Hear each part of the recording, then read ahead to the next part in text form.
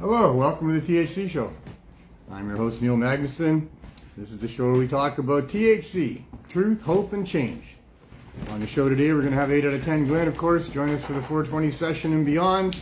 And we'll do our regular trip out to the CSP Healing Wave RV, check in on that. Talk probably a lot about 420 coming up. Very excited about having a great epic event for Vancouver again. And a few other things in the news. But really, this is, broadcasting about the CSP is primarily what we do here. That's been the theme of the show for a long time. This is our quest for a low barrier access community cannabis store. And man, is it ever long overdue.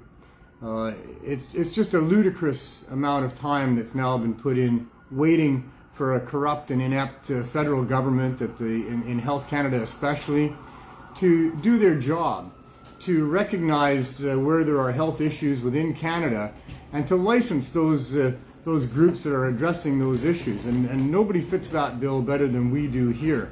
And we've been demonstrating this for a very long time now. We're now into our 7th year of providing high-dose edibles for people, the real safe supply that nobody in the media or the government seems to want to talk about. The BC government has just announced that there's a huge more resources going into trying to address the opioid crisis, and none of it has anything to do with allowing cannabis to be in the marketplace. And that would be the number one thing to do if anybody really knows what's going on. But I don't think these people really do know what's going on. I don't think they ultimately really care, for the most part, about the actual lives that are being lost. We're up to over 11,000 deaths since the beginning of this healthcare emergency here in British Columbia. They're now saying the average is up from 6 to 7 deaths a day here. These are tragic losses of people that are driven by an addiction to opioids that was driven by doctors who, on behalf of pharmaceutical companies, overprescribed these drugs, prescribed them for all sorts of things they should not have been prescribed for. In many cases, prescribed them for things where cannabis could have easily been the intervention that would have been so much less toxic for people, not addictive for people, and certainly not caused the problems that we have. But government policy and the medical profession are responsible for driving this overdose crisis, and they're still way off track and not getting any closer to the actual heart of the matter and what to do about it. We have been providing the solution for we're 6 years plus now. It was evident right from the start when we started this program, the Cannabis Substitution Program, back at Vancouver in 2017. It didn't take very long at all. Like 4 visits there, and I had quite a lineup of people anticipating that they were going to get some more high-dose edibles. A few weeks in, and people are starting to talk about how it's really helping them transition off of those drugs. A few months in, and we had many people that were telling us that they were only using the cannabis that we were providing. They weren't using those other drugs anymore. And yet, nobody from Health Canada coming to see, nobody from any level of government ever coming to see what we're doing there. And so we continued on. And we did nothing but solidly demonstrate every single time we went there. We were at Vancouver 300 times. Vancouver, for those who don't know, is a Vancouver area network of drug users organization here on the downtown east side of Vancouver. They're funded by government, Coastal Health, and they're run by people from the street that are oppressed by the drug laws and afflicted by the drugs themselves. And it's peer run and by the people, for the people. And so, with a collaboration with Vancouver, after unanimous support from their board, we began giving out high-dose edibles to people in the form of care packs. And like I said, in no time we had lineups of people there anticipating what we were handing out.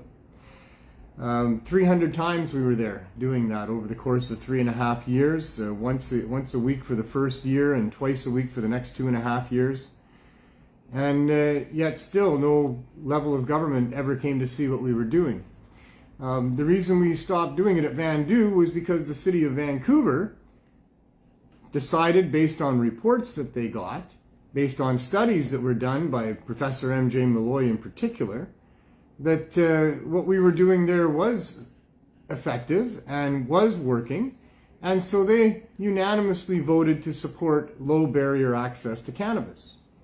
But the council's motion was ineffective. It was not something taken seriously at all by the Vancouver Licensing Department, Vancouver City Licensing Department, who knew what their position was quite well and expressed to me upon being questioned on it, after having told me I had to get a license for what we were doing before they would support me, and that license had to come from a senior level of government. But the licensing department said to me that it didn't matter what motion the councillors passed, that they were still going to follow Canada's lead with the Cannabis Act and follow along with those guidelines. And that meant that the city couldn't give us a license to provide cannabis cheaply for people and give us a low barrier community cannabis store. And so we applied to Health Canada 2 years ago last September, and here we are still waiting. Our most recent correspondence with Health Canada was this January, just a couple months ago, where they informed me that they're still reviewing our application. Of course, now our application has been amended because our first application, which we put in, like I said, 2 years ago last September, there was an intent to deny that application, and two reasons given for that. The first reason is that because they didn't want to have anybody be able to access cannabis the way that we were providing it without having a doctor on board to support their decision. Well, that's pretty ludicrous all by itself there. The second one was maybe on the surface less ludicrous, but still unreasonable and unwarranted, and that is that all of our supply needs to be legal. And I guess it just depends on what your definition of legal is. I think that as part of our application, we wanted to have our producers and suppliers of cannabis from the underground marketplace be able to be licensed. So in that case, that would become a legal supply. So in that sense, asking to have our supply all legal would be fine, as long as the government goes along with licensing those people that were supplying us. And I didn't want to, it's not reasonable for us to no longer use those people that have been supplying us by this time for over 3.5 years. Great track record of helping people, of good quality product coming along. We test everything at the CSP. We make sure that everything is good for people. And so there was a real strong relationship with our suppliers by this time, 3.5 years in. And they'd done a really good job. We hadn't had any issues. There needed to be no recalls or any issues at all with the supply that we were getting. But to have to just use cannabis coming from the legal suppliers, or the legal growers rather, the licensed producers, also, doable, as long as the cost is reasonable enough for us to be able to keep it at $1 a gram for what we're doing with most of what we put out from here. Or, as far as the program goes, everything's got to be donated. If we're going to have to pay the $1 a gram that the federal government takes right off the top, and then the other levels of taxation all the way down, and end up paying, the enormous price that the LPs are asking for their cannabis, well, then that prices us out of that ability to do that. I mean, what we're trying to do here is provide cannabis to people that really have little resources, and make sure that that demographic of people is looked after. We're filling the gap, if you will, that's been left by this so-called legalization in Canada here, and that gap essentially is the sick people and the poor people, and also those people wanting to transition off of the hard drugs, because that requires high-dose edibles, and the government doesn't allow for that. In fact, they're very afraid of high-dose edibles. There's a recent story now circulating about some licensed retail outlets that were selling what was marked as concentrates, but really it was edibles, so that the amount of THC per unit was more than the 10 milligrams allowed, and they were warning people about that. I mean, and it's fine to tell people that it has a little bit of a higher concentration for sure. I don't think we're talking very much here. And even so, that it was mislabeled as a concentrate instead of an edible. It wasn't mislabeled with respect to how much THC was in it. And so those people that would have liked a higher value of THC, those are the ones that were purchasing that. And anyway, it's not the big problem that Health Canada makes it out to be. That's for damn sure. And to be afraid the way that they are, that Canadians can't handle high-dose cannabis edibles, when they've got tequila and vodka and commercial tobacco and all sorts of white sugar products that are freely and easily available for all Canadian adults and in many cases children to access as they choose. No fuss about all that stuff, and that's the stuff that really is causing our society lots of problems, especially our healthcare system. But cannabis, not at all. High-dose edibles, not at all. We have had, especially since this so-called legalization, I refuse to call it just legalization because that's not what it is. It's not what we got here at all. But since this so-called legalization, there has been a number of children brought to hospital because they got into the higher dose edibles that the parents had for whatever reason. But it's only an issue because the parents don't understand what to do about that. You don't need to take your child to the hospital, but they don't understand. They don't know, and you can't blame them for that. At the hospital, there's nothing they can do for these children. They better not pump their stomachs. That's the absolute wrong thing to do. They typically just put them into a relatively dark and quiet room with their mother and whatever. And after time, it's all fine. And the next day, the kids are fine, not only fine, but energetic and more energized and bright than they were before in most cases. Certainly that was also the case with my dog, Murphy Brown, when she would get into edibles. She'd be pretty sleepy that night, but the next day she had more energy than she would normally have. It's not a problem, is what I'm trying to say here. We do have a problem with alcohol in our society, both as a source of violence in many cases, but also as a source of death. There's a number of people, there's a few hundred of them every month here, or a few hundred every year here in British Columbia that do die from alcohol poisoning or from trying to withdraw off of alcohol too quickly. There are problems with these things, yet they are quite easily available, and cannabis is treated like it must be radioactive, contagious, and explosive all at the same time.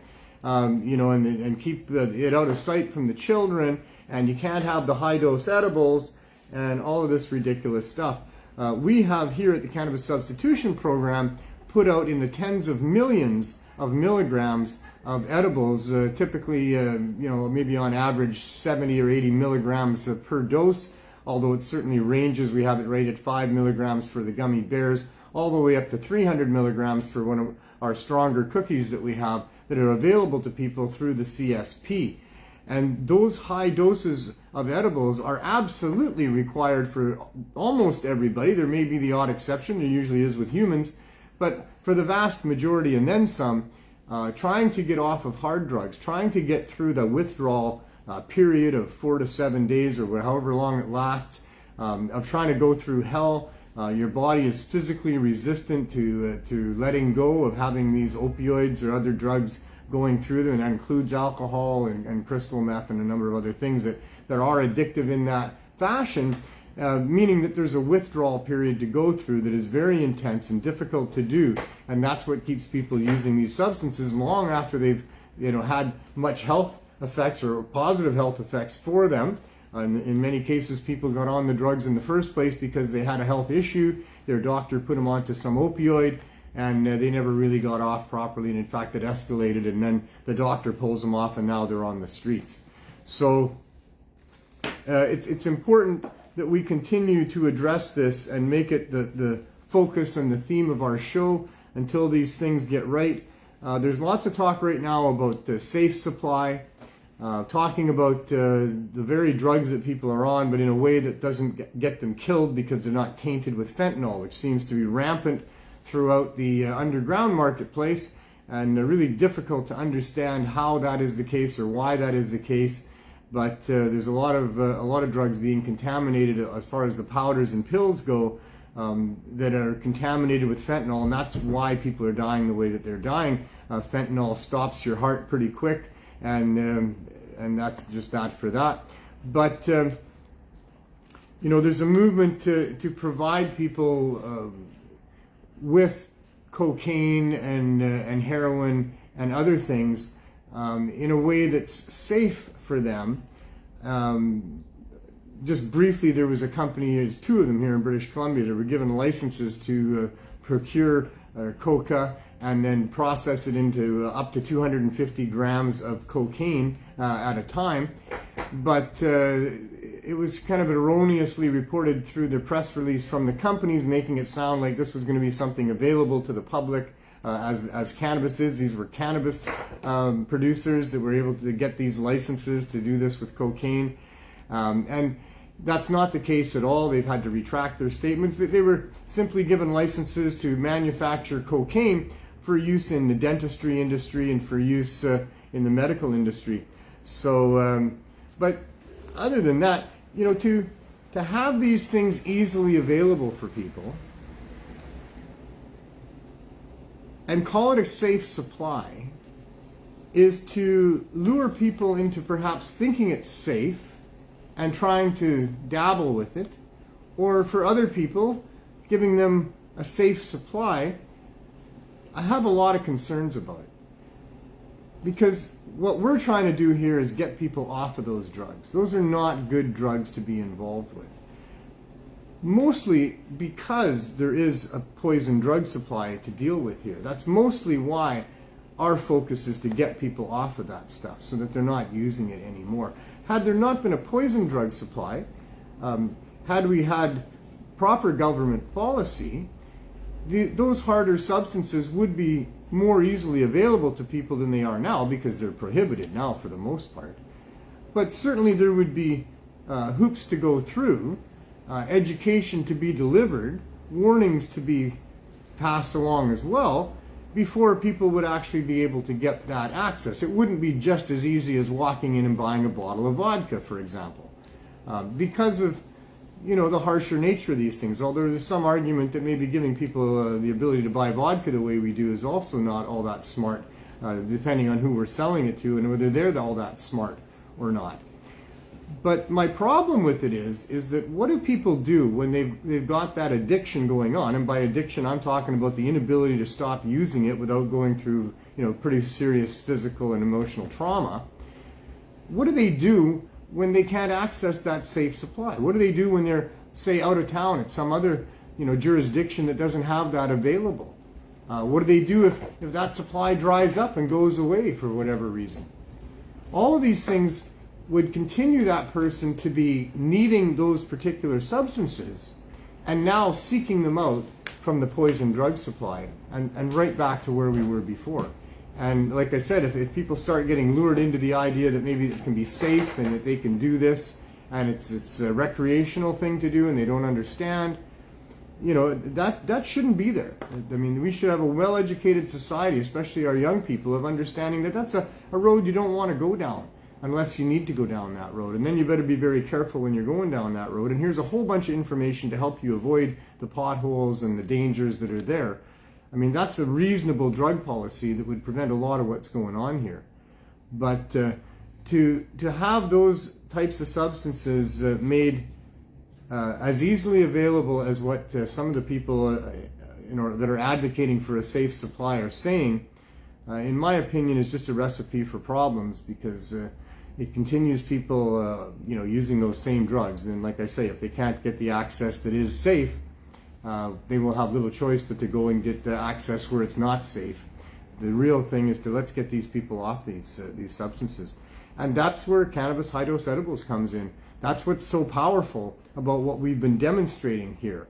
It's 4:19, so I got 1 minute, you got 1 minute. Roll them if you got them. If you don't got them, and you know, stick it in a pipe, whatever you got going on. But in 1 minute, we're going to take a break from all of this and talk about something hopefully a little more light than people dying of bad drugs, and why it is so important that the government understands and the public understands that high-dose cannabis edibles can get people through that withdrawal stage quite quickly, quite easily. Certainly it's a great assist compared to having nothing, and it should be easily available to people. That is our mission. But we'll talk more about the Cannabis Substitution Program in a little bit. I want to bring Glenn in here as always. He's my session co-host here. Come on in, Glenn. How are you, Mr. Wells? Good. How are you, sir? I'm pretty good. Almost 420. Yeah, well, it's not quite yet, eh? I haven't lit anything. Have you? No, I've got. Okay, well, we're getting close. I brought some. There it is. There you go. 420. 420. Happy 420, Happy everybody. 420. And speaking of 420, that is what I There wanted you to go. talk about. You want It's to a talk little about lighter 420 for here? sure. It's getting to be that time of year when You know, 420 happens. I mean, it's been, you know, held down a little bit by the pandemic, although last year we had a pretty good one here in Vancouver. Yep. But I think this is the year when we can really bring it back and retake the day, you know. And so I hope everybody's embracing the idea of unity and community and magical vapors and fighting this damn prohibition that we're still fighting. 420 has been a protest right since the beginning of time here. As far as I've ever been involved with it, it was a protest, and it's still very much a protest. For those of us that are using cannabis, there's lots to celebrate. It's a great world. There's many great now producers of cannabis in all sorts of different concentrated forms. There's beautiful things here. You know, there's this little, look at that nectar collector right there. That's a beautiful little unit there. And so what, you know, and for those of you who don't know, the modern age of cannabis is about having some sort of a concentrate, something like that. You know, this is like the pure trichomes and resin glands gleaned from the plant and put together in such a beautiful way. Shatter. This is purple indica, purple candy shatter. Nice, eh? From the candy bar again. Beautiful candy bar. Yeah, and I put their link up in the comments. So you want some nice product. So what do? You take a little bit of something like that and you put it in there, or you could take this thing here and you can heat that up, get the end real hot, and then you can just dab it in there and you inhale through the whole grenade. My problem with that is that this is hot and it melts the stuff that's around it, so you got a bit of a waste. Right, you put it inside your bowl. You're not wasting. You only get a reclaim, so that's a better unit. Yeah. Many different ways to use it. There's that, yeah. Just like lots of people like to use it that way. It's quicker that way too, right? So anyway, 420 is the time we all get together and we show each other the great products that we have, and we have an amazing, in Vancouver anyway, we have an amazing farmers market. We have, and it's non-government products. Non-government products. Just like this from the candy bar. Thank you for that. It's great stuff. You know, you never know. There might be government products there, but I don't think so. They're not allowed to. They're not allowed to, right? So but you know, they don't always follow the rules, these people. Oh, don't. No, you see, that's what I'm talking about. That whole thing about the mislabeling of some of the concentrates to be edibles and blah, blah, blah. That's just, you know, they're trying to... So there might, you never know. There might be, you know, clandestine licensed producers in the group of vendors. I have no idea. There might be for the reason that 2,200 kilograms of cannabis has been missing. I'm glad you brought that up because, you know, they're missing about 4,500 pounds of cannabis, these licensed producers. They're not sure where it went. It could have been just lost. It could have, like, fall off the back of the truck sort of thing when you're driving down the road. May well have been stolen. You know, maybe when they pulled the truck over on the side of the road to have a little hoot, they didn't realize that somebody was pilfering out of the back. I don't know. I don't know, but they lost 4,500 of those pounds. That's what 2,200 kilograms is, 4,500 pounds? Pretty much, a kilo is just over 2 pounds. 2.2 pounds. 2.2. So if you got 2,200, probably, it's about 4,500. Yeah, wow. Yeah. That's crazy. That's crazy. Well, I'll bet you it's more than that. It would be more than that. I bet you it's more than that because I bet you that's. 2,000 kilograms. Well, no, you see, this is the cannabis that they can't account for that the government knew about. Yeah. But you know, always got to wonder how much of that cannabis is being grown that the government doesn't know about. Just ask Google. We have it right there. Well, we can ask them about what the shady workings. You know how many pounds 2,200 kilograms? Well, you're still worried about that? Oh, I thought that's what you were talking about. No. Oh, okay, all right. I'm talking about the fact that. I'm talking about. I think there's a lot more than 4,500 pounds going missing. Oh, probably. That's what I'm talking about. Yeah. And it's probably just not registered with the government because what they would be registering with the government is the stuff the government knew about. Yeah. And now they're short 4,500 pounds on that. Yeah. And so where'd it go? We don't know. It could have been lost. It might have been stolen. You know, we don't know. We don't know. But meanwhile, I'm just saying, you know, they have been caught doing this sort of thing before as well, where there's, you know, secret hidden rooms of weed growing that aren't part of the whole what they're ready.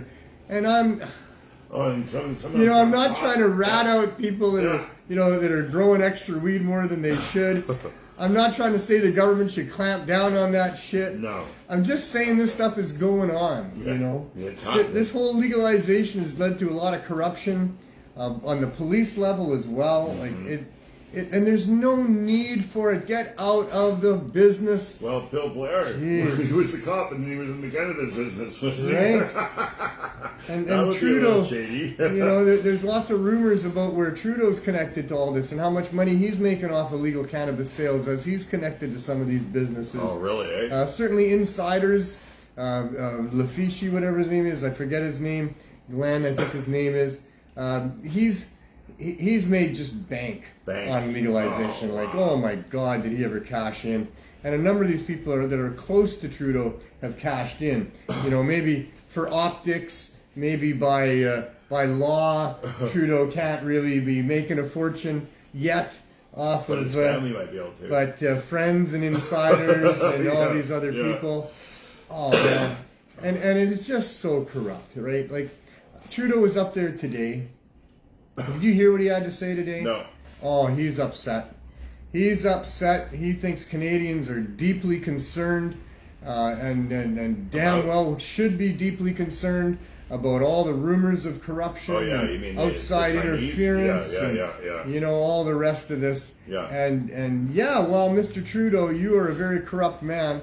And no one has to look any farther than the cannabis issue to find that out. Yeah. If you were true to what you had to say to me and to what you had to say to Canadians along the way to getting elected, if you were true to the actual science, if you were just, an ethical human being, you would not be invoking this Cannabis Act on people. You would not be increasing enforcement against people growing plants to try to help other people feel good. This whole thing is a farce. It's been nothing but that since the beginning. It's a scam. It's a money-making scam. And so shame on Mr. Trudeau. And you're damn right that Canadians should be and are concerned. And when the truckers took over Ottawa, he wouldn't even go out and talk to them. I know. He was hiding, right? Yeah. He should have went out and talked to them. Well, and now we got Mr. Ford in Ontario. They're saying that he apologizing for the mandate, the vaccine mandate, that they knew at the time that it wasn't going to stop the spread, and it was just part of the whole government thing here. So there needs to be other public apologies on that as well, and hopefully we can move forward on that issue. But no, the point is, and that's what we're talking about here, is holy shit, we live in a corrupt place. Yep. It's really, really bad. It's just getting worse. Maybe So it was much a lot worse. more well hidden as we were growing up, but now we keep seeing the same patterns and stuff like that, and now it's a little bit more up front. I had a visit today from a native elder, Vivian, and we were discussing the corruption around this issue, and she said, well, she's been for 30 some years on the panel to deal with the murdered and missing women, women and children here. Yeah. And she said, you talk about corruption. Oh, yeah. I mean, they've seen it so many times, so many different ways. There's distractions from the proper issues. Really, eh? On and on it goes, yeah. It's sad. It's very sad. It's sad. But, I didn't think that my pot TV show was going to turn into a show where week after week I come on and say the government is corrupt, we're living in corrupt times, we got the Trudeau cartel, we should have been licensed a long time ago. We should have been, yeah. And all of this. I didn't think that's what it was going to be so much about. I wanted to be a guy talking about, the value of cannabis and how it helps people and expand away from the Cannabis Substitution Program, shortly after, delving into it, because there would be no need to stick with it. We would have got our licenses, we could have our store, I could be doing other stories about other things, all cannabis related. But instead, for the most part, it's been holy smokes, this government is so corrupt. They've never come to see what we're doing. We've had 300 days of demonstrating at Vandu before we came here. We're almost completing our third year here on this block of helping people. As I mentioned, tens of millions of milligrams of high-dose edibles, all demonstrating clearly this is effective, this is safe, and yet getting nothing from government except, by the way, we're facing charges for selling without a license. Yeah. I have some actually good news. Oh, yeah? Well, when you call Health Canada, they have these people who answer the phone, right? And they always say, we can't do anything for you, sir. We're just a call center. Right. Well, somebody answered the phone that actually could do something for me. His name was David, and he put me on hold. He said, oh, yeah, so we're not getting your emails. Okay, no problem. He put me on hold, and he talked to the head person, and they got that worked out. And he said, well, how long have you been waiting for your renewal? Well, about 3.5 years now. Oh my God, he said, all right. He said, he put me on hold again. 5 minutes later, he comes back. He says, all right, I've talked to the people up there. They definitely know about you. We'll have an answer for you in 2 weeks. Wow. Well, I hope and that happens. So all those people beforehand that said they couldn't do anything for me could have, right? Probably they could have. They could have, right? They just had to put me on hold and they could talk to somebody else just like this gentleman did. And I was 3.5 so years. thankful to that guy. I said, can I call you back in 2 weeks and just ask for you? He said, absolutely. Nice. Right? So yeah, I actually found somebody that actually cared. You know, I said, I've got scoliosis, I'm 58 years old. I said, it ain't getting better. Right? Right? Wow. So well, hopefully in 2 weeks I get the okay and I get my renewal finally. So Nice. Yeah, thank you, David. Nice. Yeah, if anybody's watching, So let them know. I was going to tell you about this thing I went to the other night. Yeah. Not sure why I was going to tell you about Oh, that. you said something about something happened on Well, the weekend, no, was it was just it was Sunday night. Sunday night. So that's the Two weekend. two nights ago, and I didn't know what it was. I was told it was that some of the luminaries from the psychedelic world were going to be there, some mushroom experts. Oh, and, yeah. A great place to rub shoulders with people and what have you. And I do know why I want to tell you. But it was an interesting night. I got there late because we have to wrap up here first before I could get there. And then parking was terrible. Round and round I went. If I'd only gone left that first lane behind the Wesley's church instead of going right, I would have found the spot I ended up in really quickly. Yeah. But I didn't. So I get there and it's an old church and there's lights on in the basement and I see a couple people go through the door there at the ground level. Yeah. So I go in there, and it's kind of quiet, and you can see that there's a room with a bunch of people in there. The door's open a little bit, so I go in. When another guy goes in, I go in kind of behind him, and I go and take a seat. And it's a candle-lit room. There's a fellow up at the podium there. They got a little light on him, and he's giving some sort of telling a story of some sort about the horrors of being addicted to alcohol, basically. Yeah. What it was. So you're at AA meeting. Yeah, I was in an AA meeting. Did you find the right meeting? The next guy got up and said, "Hi, my name's Bill, and I'm an alcoholic." That's why they accepted you. And so I'm like, "Oh man!" So first opportunity, I ducked out the door. I think the people there thought he's just not ready yet. Yeah. Did you find the right place? Well, then I look at my messages, and there's Casey. Where she's posted, a link to the event, and saying, and it says tomorrow underneath that. So I messaged her and I said, "Oh, so this event was tomorrow?" Because I was sure she said Sunday, and I actually clicked on the link, and it was like Sunday's date. It was the 5th, and so I just started to head back to my car. I got there. I'm going to start it up and drive away. And Casey phones and she says, "Are you still there?" And I said, "Yeah, I was just about to leave." She was, "It's upstairs." Oh, it's upstairs. It's upstairs. So upstairs I go. And she sent it to you on Saturday, which Sunday would have been tomorrow. And that's why she said tomorrow. So I get in there, and they're just doing this little sort of everybody's going and they're chanting, and somebody says some things about love and nature and what have you. And then there's a break right away. Yeah. You get a 15-minute break. So I head out, and not only that, it was really cool. He says, "So we have a 15-minute break for you. And by the way, we've had a donation of some really good marijuana. And it's all pre-rolled, it's organic, it comes from such and such a place." Yeah. And I'll tell you what, I tried some and it's pretty damn good. So if you want some of that, we probably don't have enough for everybody, but if you all sort of get into groups of 3, probably go around properly. Yeah. And so you can pick that up at the door on the way out. So I thought that was pretty good. I had my own joints they didn't anyway. have any mushrooms ready to give away. Yeah, they didn't give around much. Casey was serving tea. I'm a little suspect about the tea. I don't know. It wasn't infused, but it damn well should have been, or at least there should have been that option. But there was people there that already had done their own stuff. Yeah. So I'm standing there outside, and Casey and one of these luminaries from the mushroom world was there. I'm not going to say who, because he's involved in a terrible addictive habit. He's going to light up a cigarette. And I said, "Oh my God, you don't do that stuff, do you?" And he goes, "Well, I guess I shouldn't do it right here." And Casey goes, "No, he wouldn't like that." And so she wants to do that too. So they both leave me. They both left. So they both left me standing there by myself with this joint that I got, which was some of the organic stuff. Yeah. Still don't think it was better than mine. But Anyway, so there I am standing there by myself, and there's this young lady standing there by herself, and she's just kind of looking out into the cosmos, and some other young guy comes up, well, not other young guy, some young guy comes up and says something to her, and they say something, and then she looks at me, and I have the joint, and I say, well, would you like a puff? And she goes, you know, I would. So she's puffing on the joint, and she says, this is the first time I've smoked marijuana in 15 years. Wow, I'm like, really? wow, really? Wow. This puff right here? She goes, yep. Oh, wow. She said, but earlier this evening I did do some mushrooms and some LSD. Oh, so there we I go. said, when was the last time you did those? She says, I've never done those before. Oh, wow. Break on through. Oh, man. So, we talked. I told her a little bit about what I was doing with the cannabis. She says, do you smoke much cannabis? And I said, well, I run this program, and so I'm pretty blessed about that, and blah, blah, blah. Oh, wow. Well, and it's time to go in. I said, are you going to be all right? And she goes, yeah, I think I got this. So, and I didn't really have a seat, because I was there with Casey and Neil, and they didn't have seats. They were serving tea up at the front there, and I need a seat. I can't stand for an hour and a half. Yeah, of course.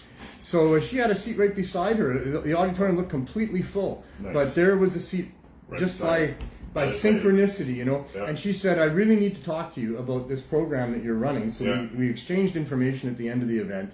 And she messaged me today. I messaged her and said, I met you the other night. Thank you for the seat. I hope you had an enjoyable trip. She messaged me back. She said it was awesome, that now she's on vacation until April. And at that point, but she's doing some sort of a study into the addiction and opioid replacement and things like that. So she said I was just exactly the right person for her to meet there. Wow. So that was really cool. Wow. I guess it was karma. It was absolutely one of those moments. Yeah. It was one of those moments where I just sort of followed a flow that led me to standing there by myself with this young woman, and no choice but really to offer her a puff and then have that conversation. And it turned out to be just exactly what she was looking for at that time, and me too, because I needed a seat, right? Yeah, you needed a seat. So it was really good. So what was it that we went there to see? Well, essentially, it was a movie. Oh. So the big screen. About 200 people all sitting in a church auditorium, but not on pews and fold-out chairs. And it was sort of like an animated, what do you call those, when it keeps going deeper and deeper into the image, spectral... I don't know. Oh, man. Never seen one of those. I totally know what it movie. is. Well, so it wasn't so much a movie as it was a film. A documentary? It wasn't the documentary. There was no Well, words other than it was trance music, right? So you're in trance type music. Yeah. It was well done. I Yeah. thought the music was pretty spot on through most of it. Yeah. It was just pretty much scenes that were there with a lot of light, Okay. a lot of movement. Yeah. You'd have a little flutter of butterflies come through, and they've all got light shooting up. Would have been really cool. It was blurry Yeah. and in focus, and there was swirls of colors moving around, Yeah. and there was like the background. In some cases, you were outdoor scene where there was trees with a bunch of vines growing up the trees, and the trees were kind of all moving as well. And there was the starry sky, Nice. and there was like aurora borealis and all kinds of Now you different don't colors. wish you're on mushrooms and Well, acid with what that I lady. what I said to her halfway through was, I said, I don't know what you're experiencing and what you're watching here, but for me, this is almost identical to what an actual acid trip was back in the day. Yeah. And she said she said truth to that, but, so I don't know what she was experiencing, but yeah, I mean, they had tracers and everything. You didn't need to be high, yeah. and you got You that. got the flashback. I don't know if I got a flashback. I don't think I was high enough. I don't think it was the right environment. Yeah. I think that you need to be like out in nature with a wraparound screen, sitting in a hot tub or on a blanket. Yeah. Maybe the outdoor theater at Stanley Park would be a good place to play that on the huge screen, and then you could go there and you could be high on mushrooms and and look at the but you're nature. sitting stuck in a seat there with a bunch of other people all around you. I had a great big guy in front of me for the first quarter of it. Oh, His wow. head was so huge. And So you so, didn't see much? and I there was it's kind of repetitive. Fractals, that's what I was going to fractals. Oh, they're called It was a fractals. bunch of animated fractals that weren't quite the same fractals as you would see on the YouTube videos, but Yeah. similar. Yeah, a lot of stuff going on there, a lot of like sort of animals and biodiversity and a couple of words put into the music, female singers for the most part talking about love and nature, very, melodic and what have you, for about an hour and a half, and then it was away you go. So that's what the event was. I didn't hear any speeches or wasn't given any talks about anything to do with anything. Yeah. What I missed apparently was an introduction by the artist that put it together and a description of how, because I was wondering when it first happened. Yeah, I missed that. Yeah. And I was, while I was looking at this on the screen, I'm thinking, man, I wonder how they did that. How did they get those images like that on the screen? What's the process involved? And apparently he talked about all that in the introduction. So you missed it.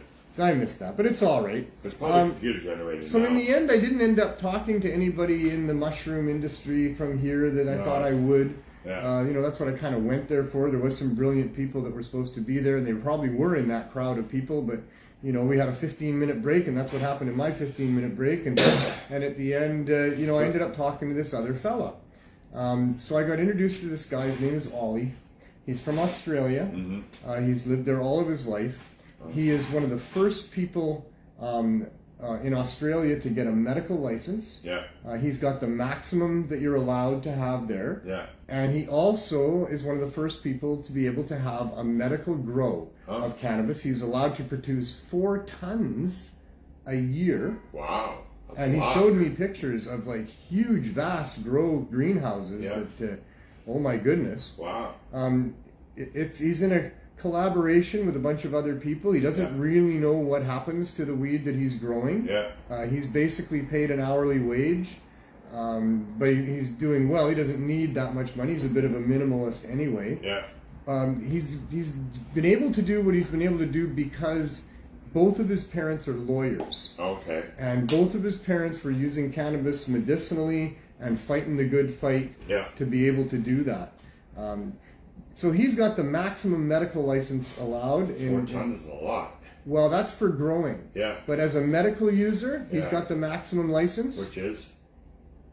20 grams, 10 grams in 2 weeks. You get 5 grams a week.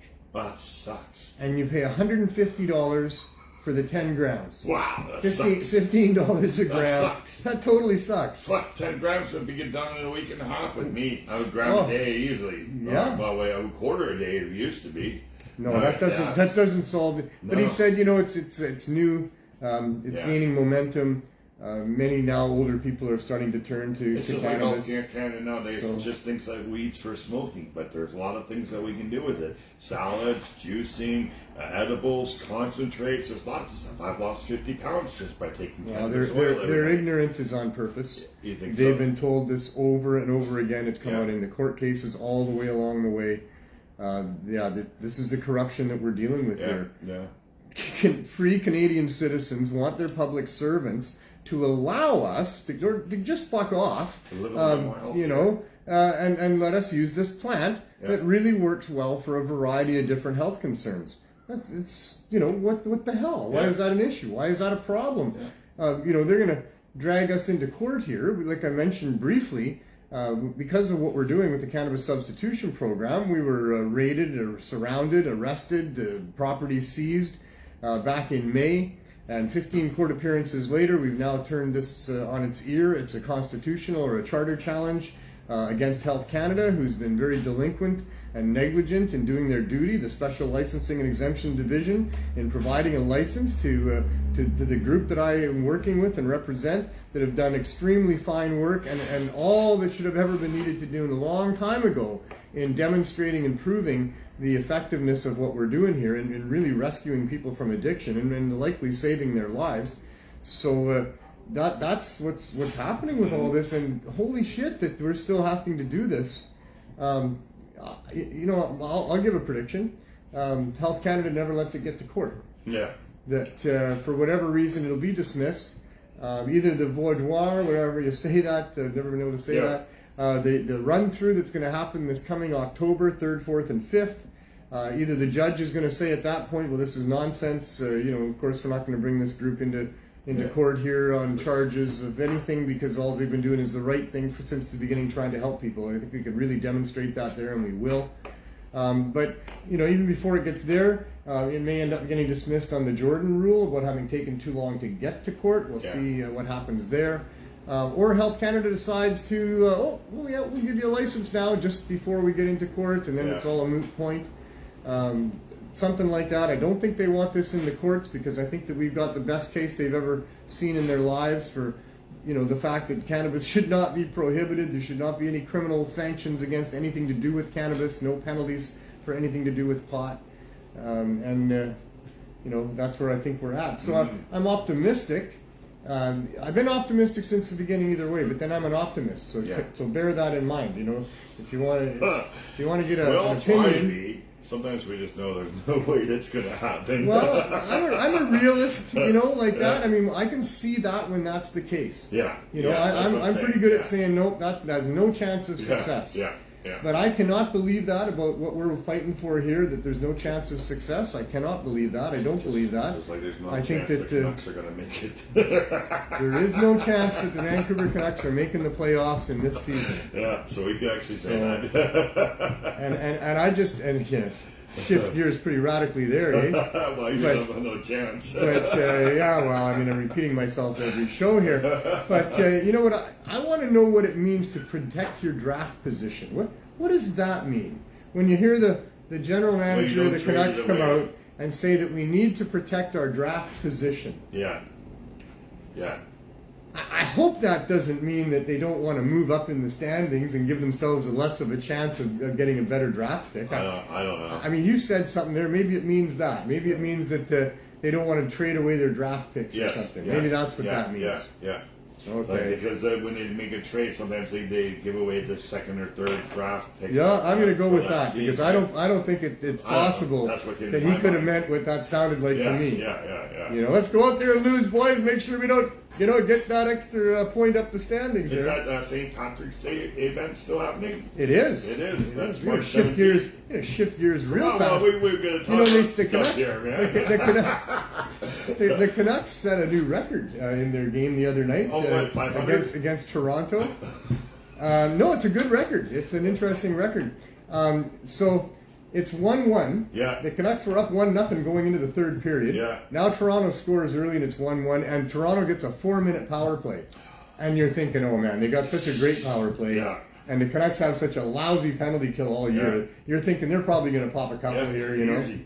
Vancouver scored the fastest 2 short-handed goals in team history. Oh, really? Turned the tables right on them. It was 3-1 Vancouver by the end of the penalties. Jimmy Scoden was there actually watching the game. game. Was he? He's a big Leaf fan. Oh. I didn't even know that he was there, and I just heard on the news. I heard. Well, then he won't be so. Jimmy, I'm sorry. I know you're not thrilled about those 2 short-handed goals. I seen a few Toronto fans in the crowd that didn't look very happy about that he was at all. probably one of them. Yeah, there was some pretty disheartened looking Toronto there's fans. a lot of Toronto fans in Vancouver, so they don't need to care. No. What do they care? Yeah. Sure, they want to have a good run leading into the playoffs, but they're not going to miss the playoffs. They are going to play the Tampa Bay Lightning no matter what. So again and again and again, it seems. So it don't matter to them. But you should see how mad the fans get. Or did the other night, not against Toronto, but one of the previous wins before that, where Vancouver came back, Kuzmenko scores another last-minute goal to get it into overtime, or was it 2 overtime goals that he scored? No, getting it into overtime. Anyway, on the open line shows after the game, the fans were just ridiculous. Oh, you're listening to the radio. Yeah, listening to the radio shows afterwards, the people calling in. And they just can't believe that the Canucks would be that stupid to go out there and get a couple of points. Like, they should have... why would you bother blocking a shot like that? Why have your best players on the ice? You have to have that team mentality. You can't just let them be lazy, because then you'll never fucking get anywhere. But trying to achieve equality in the National Hockey League is a bit of a farce.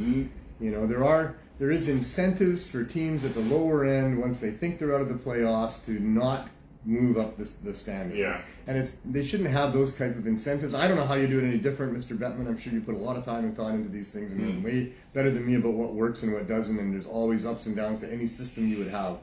But in this system, you got fans in Vancouver calling for the team to tank.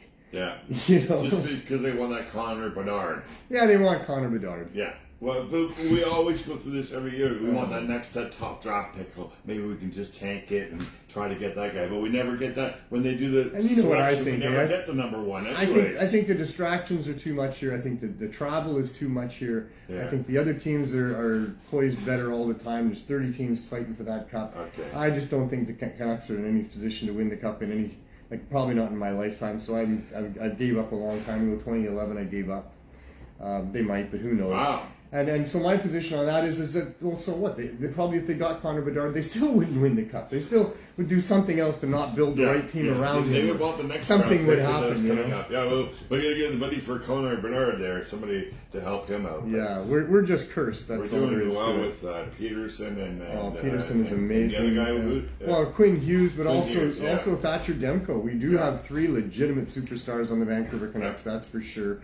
But they've got some structure issues and some defense issues, and they've got some cap issues and a bunch of other things. And I hate listening to the pundits here. You know, the team couldn't possibly, win for 3 years, and they're going to have to do all of this, and they're not doing that, and they probably won't do that, and blah blah blah blah blah. I don't care, but I still like watching hockey. Yeah. And I have a real hard time wanting them to lose. I don't want them to lose. I'll check in on them and see what the score is. I get it on my phone. It comes up on my phone too. So. I usually watch it at night after I'm done whatever I have to do. Oh yeah, because so you watch the recorded version of it. Yeah, I watch the recorded. And I can skip through every, all the commercials. And not stuff. just the commercials. If it's late and I got like a 2.5 hour game to watch, and I don't want to spend 2.5 hours watching all of that. As soon as the whistle blows for like an icing or a penalty or whatever, I got that 30-second loop button, so I can go ahead 30 seconds. Yeah.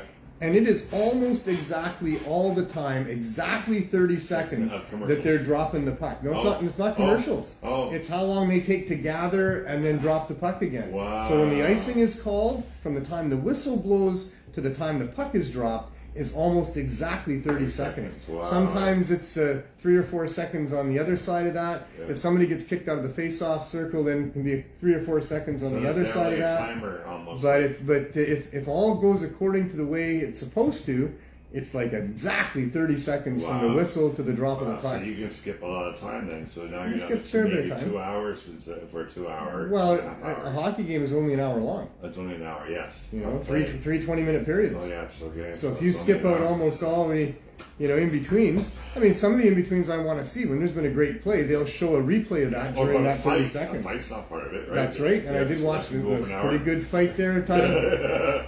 Yeah, that was a pretty good fight there. Is that the one I saw in the very beginning there? Was it Myers or somebody? Tyler Myers played an excellent game, in my opinion. He is one hell of a hockey player for a huge man. His kid was there. Wow. That was his 900th game. Wow. And I saw his kid had a sign like "Go Daddy 900" or something like that. I thought he played a hell of a game. He really is something else. All these players are something else these days, man. Wow. So awesome. They're tall too. They don't look like that on TV, but when you go down to the ice and see and he's one of the tallest. Yeah, these guys are huge. Yeah, I think he's 6'7". Yeah. He was the tallest man on the ice last night. Yeah. There's one other player for Nashville that was close to his height, but not taller. Oh well, hockey, eh? You think we should bring back those guys from the 70s that would always be the tough guy, the brawling and stuff like that? You mean like Keith Magnuson? Maybe. Keith was. But yeah, there was a few others. Yeah, I like the way hockey's evolved. It's so fast, it's hard to watch. Yeah, lots going on out there. Yeah. Such skill involved, it's incredible. Mm-hmm. I love that. What else did I want to talk about? We certainly need to talk more about 420. You brought up the St. Paddy's Day event happening at Thornton Park. That's at Thornton Park? Yeah, on the 17th of March. So that's Friday, March the 17th, because I know it's a day that I have Isabel's. But it'll also be a day that she's not in school, because it's spring break starting on Monday. So maybe. So bring your 4-leaf clovers and come on down to the port there. Yeah, or if she's busy with her friends, maybe I can drop in. So I will have to go and pick her up at school. So we'll see. I mean, I still think it's a cold time of the year, but today was nice. And I think it's going to be nice. There's going to be no more snow. We're going to have about we're not going to have snow. We're not going to have stuff snow like that. Yeah. So. But it still rains here a lot, and if it's a rainy day, it's not all that exciting. But the whole idea is fairly exciting to have a St. Paddy's Day a weed event. Green. It's the right color. It's the right color. 4-leaf clover is also a plant. Yeah. Don't try and smoke it. Probably you can eat that stuff though. What? Clovers, yeah. Oh, really? They're edible. Put them in salads and things. Didn't know that. Yeah. I would prefer my cannabis leaves. Careful with eating cannabis leaves. Though. Why? Because there's hard fibers in there. Is there? Yeah. But the fiber's good for you. You might want to check into that. Oh yeah? Yeah. Well, I see them do it in Amsterdam. Even when you blend it up in a blender, especially the fan leaves, the big leaves. Yeah. There's a lot of hard fibers in there that are not very good for your digestive system going down. Apparently, I'm not an expert. Don't know. Look it up yourselves. Never heard that. I ate a whole bunch of them at one point. I used to make a cannabis leaf smoothie. Yeah. A lot. But that's what I was told. By. Yeah. And it never did anything to you, did it? I don't know. You. Who knows? Well, Can't even swallow now, but No. that's totally unrelated. I think it's unrelated. well, maybe you should I have an appointment. back in For you. those who were sort of following that I was Yeah. having trouble eating, I still am. I haven't really had solid food in a long time. But I do have an appointment with a specialist, a gastroenterologist, coming up end of March, on the 27th. Yeah. So hopefully... 10 days after St. Patrick's Day. There you go. There you go. It's only a phone meeting. It's only a phone meeting? I have to hold the How- phone. I have to hold the phone with a flashlight on. Really? No. It's a phone. But he's going to talk to me about it, and I'm sure that when I describe to him how what's going on, that I'm going to have an actual meeting, and there will be probably a camera stuck down there, and then my hope is that he's going to know what he sees and go, oh yeah, that's what's going on, and then my hope is that it's going to be fixable. Yeah. I did look up But how long online is he some of the gonna wait possibilities, and before you they're have an saying actual that meeting with him? in many cases these conditions are not reversible. Oh. So we will see, but an expert will be able to tell me. That's what I'm counting on, and at least I'll get answers, and I'll know whether or not I have to Well, continue. at least you're still having roast I'm beef. a liquidarian. And stuff. I know. I'm a liquidarian. But you get roast beef. You didn't Don't do it? tell the Like, people. come on. It's one of my favorites. Oh, go on, THC Show, go on. I do tell the truth, but there's things people don't even want to hear. But my favorite, I guess, if we have to go there, We do. is a chicken noodle juice that I Yeah. put together. Yeah. Because I can cook up a piece of chicken. I make nice chicken. And then I can chop it up and I can put it in there with the soup. Yeah. And then I can blend it into drinkable, Yeah. See, now that could be helping somebody. It They could might be. know somebody who might. One person's out there puking at this moment, another person's going, aha, I can get protein back in my body again. Yes, yeah. So And another person's saying, I'm a vegetarian, not a liquidarian, and you can get protein into your body without that chicken at all. There's a whole bunch of people out tastes there. good, There's eh? a lot of different people in the world. Well, as long as it works and puts weight on and you feel better, that's good. Yeah, I feel like I'm getting. At least you I'm can not still so smoke. I'm not so hungry.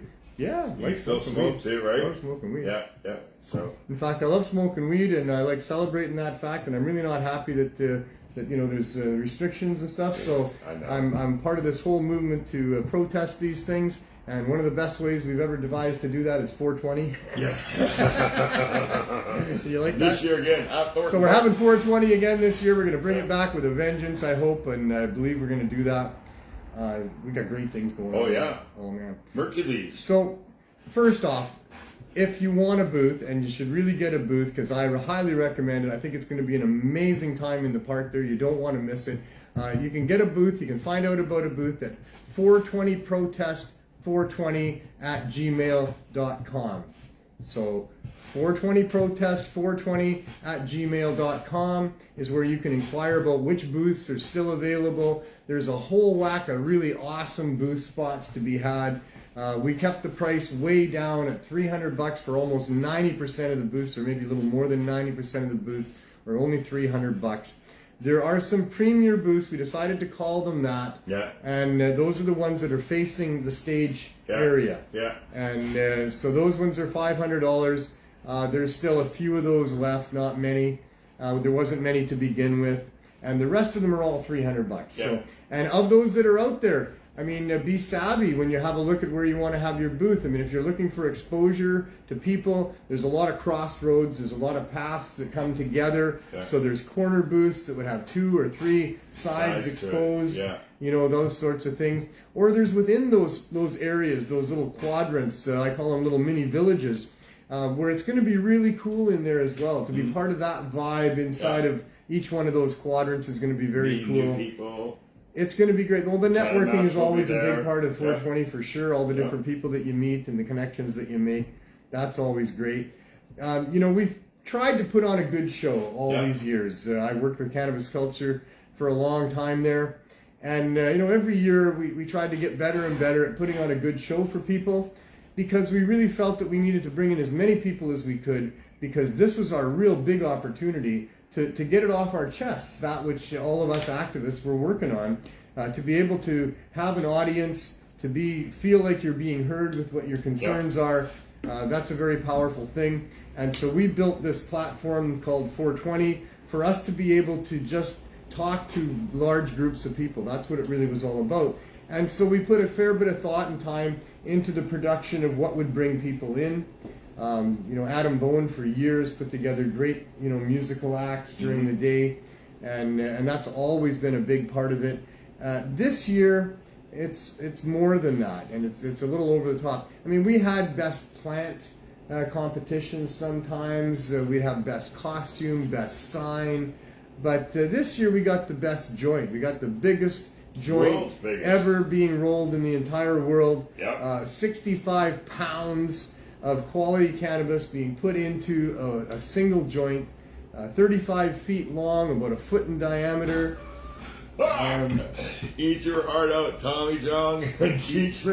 Yeah, maybe they'll show up. The big one, buddy. Maybe they'll show up. We'll send up a big enough cloud that maybe they'll show up. I have no idea. Dreams. I mean, if you're a pot person and you've been in the culture and following things around, maybe going to cannabis cups and other protests and things over the years, well, this is one you don't want to miss. This is one that you want to be at.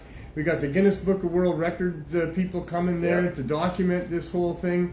There's a bunch of people going to roll this joint. I don't know the details. There's a good chance there might be 1 or 2 spots left for people to help roll the joint. I'm not sure. I might be talking out of school on that. Pretty hefty sponsorship fee for doing that, because there's a lot of demand, but also because it's a really cool thing to do. You'll be in the part of history, get your picture in the Guinness Book of World Records. Until somebody beats it. Yeah, until somebody beats it. These things usually get beaten at some point, but for a while there anyway, this is going to hold the record. So there's that happening. You can inquire about all of that stuff. 420 protest 420 at gmail.com. Check all that out. Get yourself a booth. What are they going to do with all the smoke, Neil?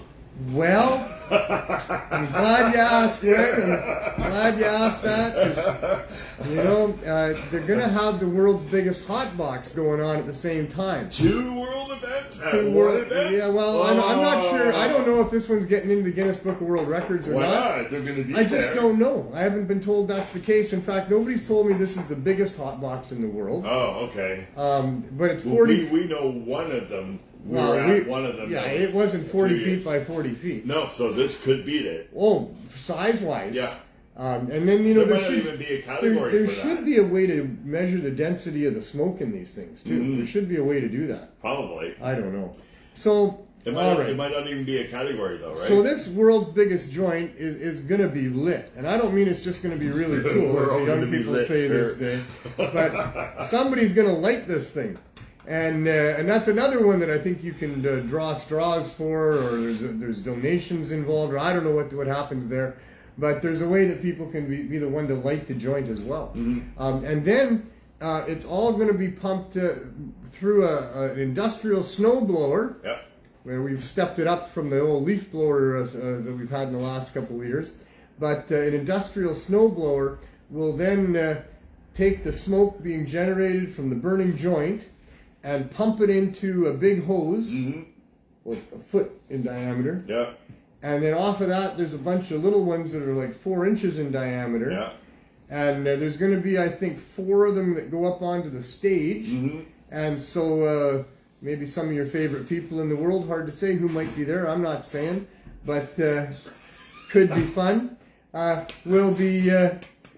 We'll be blowing smoke into people's, across the crowd. Like that, yeah. Be like Spicoli did last year, right? Yeah, except with an industrial snowblower that should, blast that smoke quite a ways over there. He's already, somebody's beating Spicoli's last year. Well, Spicoli's invited to come and help out. Of course. Because before we get that joint rolled and lit, we're still going to have the hot box going. So there will probably be the leaf blowers doing their thing within the hot box during the day leading up to that. We don't know. So plenty of opportunity. Yeah. Well, that's in the works. I mean, that's going to happen. That's going to happen. That hot box will be available all day long. It'll be some sort of a nominal fee of like $5 to go in there and breathe for 5 minutes or something like that. Yeah. And that money is going to be going to the simple costs of what it took to get the tents and those sorts of things. And then the rest is going to be donated, I think, to 2 different groups, and one of them might be the Cannabis Substitution Program. You know what they should do? Charge for like 5 minutes, but if you can last 10 minutes in there, it's No, free. we don't do that. It's free. We never do that. No, why not? Why well, not? there's a history to it as well. It's not really responsible to have people try to do monumental cannabis tasks in a public forum like that. Well, 10 minutes might be a lot. It's hard to say. It certainly might be a lot for some people. Might green out. So one day we had the was it who can take the biggest dab or something like that going on, and there was we had to call the ambulance for this guy that was twitching out on stage there because he hit too much, and then we find out later that he'd been high on speed for 3 days, but you can't control those sorts of things, right? And it looked bad on us. It was not a good thing. So we really don't want to encourage anybody taking the biggest anything. You do what you think is right for you. Moderation is usually the key. Although on a day like 420, maybe moderation is what should be moderated. You can have a day of binging a little bit. Be real careful about too much high dose edibles. That's a whole different story than smoking. You eat too much high dose edibles and it's not very comfortable at all. Too much weed, you're probably just going to go pass out under a tree for a while or in the back of somebody's booth. Or drink a lot of water. But if you're into the edibles too much, they can really catch up on you, and then you can, like I say, be very, very uncomfortable for up to 2 or 3 days. Not good to eat too much cannabis. It really turns a lot of people off. If you're coming to 420 and you've done any edibles, go low and go slow. If you've got experience with edibles and you know what your level is, and you go for it. You have fun, right? Have as much fun as you can. We have a lot of people that go there and they haven't tried edibles before, and we're going to tell you, start with 10 milligrams with the government sells it. That's about the right place to start. And don't wait an hour, wait 2 hours. If you're pushing it a little bit there, I think, but 2 hours? 2 hours is a bit long to wait. I mean, there's some cases where some people didn't feel it for a couple hours. But typically it's there 45 minutes to an hour and a bit. Typically you're feeling it by that time. And if they're doing their job, you just won't think about taking any more anyway. You'll just be having fun and, oh my God, time will slip by, and there you go. If you're thinking, oh man, it's been 45 minutes, I'm not feeling anything, and then it's been an hour, and now it's been an hour and 20 minutes, go ahead and have some more. Have some more. All right. Because I was thinking if you probably ate first, and the food will have to get its way there, it might be a little bit slower. There are all those kind of dynamics involved. Where you're at. 2 hours because that's really safe. Yeah, but those types of safety warnings. I mean, maybe it's responsible to say that. It's like so many other things. They're really going overboard. I mean, you're being extra cautious, and if you want to be extra cautious, great. Be extra cautious, and Glenn's right. If that's how you want to be, that's what you do. If you want to be a little less cautious, then that's up to you too. People make their own choices. So anyway, and if you do get too high on edibles, seek out some vitamin C. We'll have some at our table. A lot of places also might have that. Also CBD. CBD will counteract the highness as well. So there you go. CBD. It's going to be so much fun. Vitamin C still, because I remember vitamin C was good for acid trips too. Because when you're on acid, it burns your vitamin C levels in your body, and if you replace it, you get a better trip.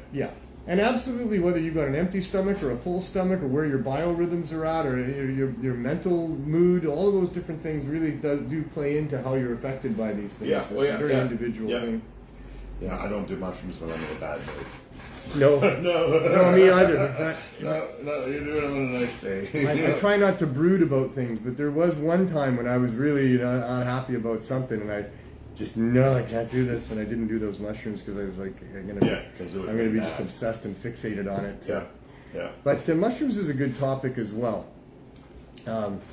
Mushrooms are extremely therapeutic, and there's so much good science these days that's coming out about that, and it's going to have a much faster run to the finish line than cannabis did with respect to legalization in some form, hopefully anyway. there again, the commercial side of things are trying to control it. Yeah. So that, you know, it might still be a crime to have mushrooms popping out of your front yard that you would pick. They can maybe grow there, but if you touch them, you're in They trouble. grow in farmers' fields, and the farmers don't plant them, so the hell. You know, I remember maybe we're people going to used get. to go out there and pick them for the farmers. We Right. might get more stupid prohibition with respect to mushrooms and think how so? they're regulated. Wow. I sure hope not. No, me too.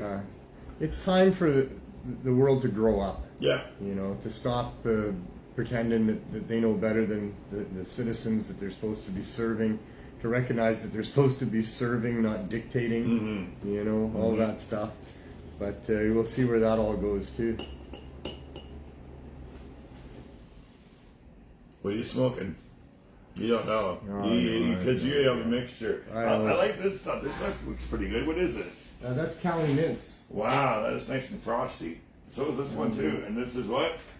BT Bud? No, that's Black Cherry Punch. Oh, that's the black cherry stuff. That's really fruity. That's very Yeah. nice. Can I smell it? Yeah, sure. Roll a joint if you want. We're still in the 420 moment here. Oh, wow, really? All right. This is still our 420 session. All right, you got at those 10 scissors? At 10 after 5. Yeah, you climbed your scissors. Well, I think they're in that thing right there. Oh, are they? So, All right. You want me to Can drag you this reach over that here? thing there? I can reach it. All right. I may or may not be right about that though. Uh-huh. I saw them somewhere earlier, Saw them somewhere. and it wasn't in here. All right, well, I mean, there's. I guess I'm going to have to go looking for some scissors. Oh man, you don't want the grinder, eh? Well, I'll... Do you want me to grind it? Sure, go ahead. Okay. I don't feel so bad. And then we need a rolling paper from our favorite company. Well, I have all that going on. There we go. Top shelf. Woo. Top shelf. Top Top shelf. and- People and- use top shelf papers. But I gotta tell you, I'm a big fan of these people Yeah, too. Canadian lumber's pretty good. Canadian too, yeah. Lumber, they're not only really good papers, but they're really good people. And so is Top Shelf. They've donated to us as well. Yeah. But yeah, we have really good papers that we provide for people here. Whenever they need a few papers, we give them to them for free, of course, when they come to the RV. But when they want to buy papers, we have them for $1 a pack, and then the full $1 goes to the CSP. Yep. And so that's a really good thing as well. So thank you to the Canadian Lumber Company for allowing us to do that, and thank you for Top Shelf. Yeah. You know, they also have been very generous over the past. I roll with top shelf too. I like them. I got a couple of boxes at home. I see. Yeah. Having a couple boxes is the way to go. Yeah. Oh yeah. You never run out. You never know. You don't have to run to the store because you can't roll a joint. Go get your zigzags. Thank you, sir. This is more like a 420 session than we've ever had, probably. We're I don't know. Yeah, we're rolling right grinding, here. reading The everything. ashes will be able to see the rolling. You know who I really miss at this time of year? Oh, Is Greg Williams. yes, I know. That was such a tragic loss for our His loss community. was just a few months ago. During, last month. Yeah, I think it was last month. A year ago. A year ago, yeah. Yeah. Yeah. No, it's a huge loss. I miss him so much, and I remember one of the things he said when I started doing the show. He says, "Did Neil even smoke weed on his show?" And you know, yeah, sometimes, most of the time, a little bit, but not like Greg. Greg was so famous for smoking weed. You know, Greg was called Marijuana Man. He earned that title because he earned that title. Yeah. He traveled the world. He went and sought out weed everywhere where there is weed, and he sampled it, hardcore as best anybody could. He could tell you more about weed than probably anybody I ever met with respect to the different strains and countries and all of these different things. But yeah, Marijuana Man, here's to you, buddy. Here you go. This was for him.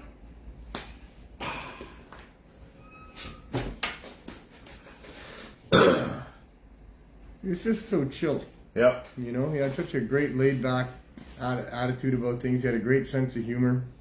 Yep. He could just cut through to the meat of an issue. You know. Remember the last moments with him was with him and Jeffrey Lundstrom at the Prairie Medicinal Cup, and I've got a video of them doing all the dab together. Yeah. So it's pretty good. Lots of memories of Greg at the Prairie Cup. Yeah. I remember he took all of his like Jeff and the Prairie Cup was famous for how many strains of weed they had. Yeah. For being a Saskatchewan, right? Holy shit! Wow, nice taste. And Greg, he had taken all of the strains at the end on the last day there, and he just mixed them all together, ground them all up, and rolled a bunch of joints out of it. Nice, So nice. he's smoking the whole cup at once there. Never have the same joint twice. We do That that. too, yeah, that too. And that's kind of similar to what I do, although I don't have 57 different strains of weed to So you put have together. your rolling Jeffrey. But I put a joints, half a dozen at least. like a Jeffrey joint. Because you got different types and stuff. Yeah, Right? I got, I put together a half a dozen different types of buds there, and then I grind it all up, and, There you go. in stages. I don't grind it all up at first. I pick them apart at first. So I Yeah. make them into a bunch Just of like I smaller did. buds, and then Yeah. as they travel in my bag for a while, they kind of Fall apart. they fall apart a little bit, and then I'll dump it out, and I'll take out the bigger ones, and I'll take the smaller ones, and then I'll grind those up, and then I'll smoke that. So I get a good variety of cannabinoids into my system on a regular basis. That's for sure. So blessed here, and. Oh, we're blessed with BC, bud. We're blessed to be in BC. BC, bud. Yes. We take these things for granted, and I try not to, and I try to realize, just how fortunate that we are here. Like I've got a couple of big jars of cannabis okay. here, and if you could see what's in my shop here, I mean, there's a fair amount of cannabis here of all sorts of different strains and in all kinds of different formats. Mm-hmm. And there's so many people that just can't find weed, period, out there still today. Now the government's trying to saturate even all the small towns with government stores. Except for Surrey. Except for Surrey. Well, actually, Surrey Council is debating now whether to start opening them up. Oh, way to go, George. Yeah. So maybe Surrey will get with the times and allow for there you people to go. grow cannabis Well, and allow for stores to sell cannabis. Well, Surrey is now your gray zone seller's paradise because they don't have any stores there. If you want to smoke cannabis in Surrey, you're going to your neighbor because there is no store, right? So, yeah. Yeah, Maybe well, they've that's got why a new Surrey's mayor. growing so fast. Brenda Locke is the new mayor out there, and she's going to be different for sure, I would think, and we'll see what they do. We have the Cannabis Substitution Program operating out in Surrey with Rosie Rourke. Fabulous to see that going on. She's been doing good work with the, dealing with the city about the program. Yeah. So they're aware that it's going on out there, and so far they're being tolerated. And fingers crossed, that it's a new era for Surrey out there as well. That's what But it's, the point is that Surrey's not all that remote a community. It's not that it's a SkyTrain ride, 25 minutes. It's one of the biggest municipalities in Canada now, right? Right, and it's going to be one of the biggest cities in Canada by 2050. It's projected to be just huge.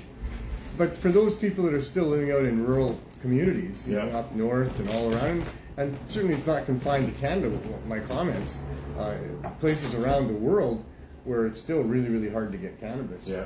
And so then the penalties are still really stiff. So we're blessed. And we're very blessed. Yeah. We're so we have these so jars blessed. right here. We just reach over yeah. and spur, roll up a joint. And, In a land of blessed people, I'm blessed more than most. Yeah. Yeah. So, here's to all the people who can't get good weed, and I hope you have good weed coming in your life. I hope that eventually there will be no more crime in producing some plants and sharing with your friends, and there'll be stores all over the place, and every little store can sell a box of cannabis joints, just like every store can sell a pack of cigarettes, or a pack of chocolate. As long as you got ID. Because they're not going to let 12-year-olds buy it. No, you probably don't let 12-year-olds buy it. No, I'm just saying. I mean, they let 12-year-olds buy candy. They'll put some sort of restriction on it. Sure. But I think it should be the same way as alcohol. Is that if you're in your own home, you can provide alcohol to your children, right? I think it should be the same way with cannabis. So we want to talk about kids now. It's a good idea.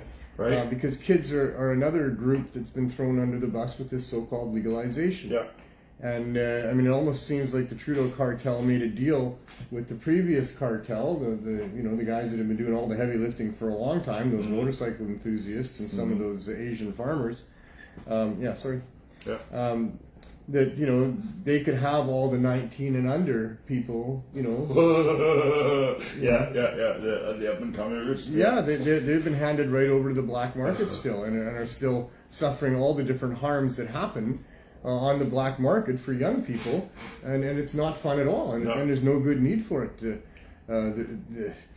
But the Canadian Senate were very clear. that would be his downfall, though, because now the younger people get to try the really good stuff first, and now they get to graduate to the crap.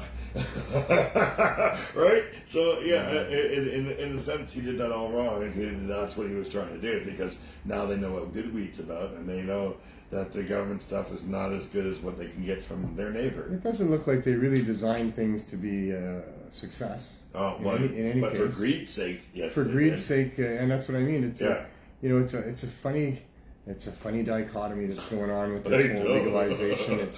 It's just it's kind of insane the way they've pitted groups against each other, and where the government is so hypocritical, and the emperor really does wear no clothes when it comes to the attempt to continue to overregulate and restrict access to cannabis, for sure. But yeah, the young people are definitely a demographic that have been thrown to the underground marketplace,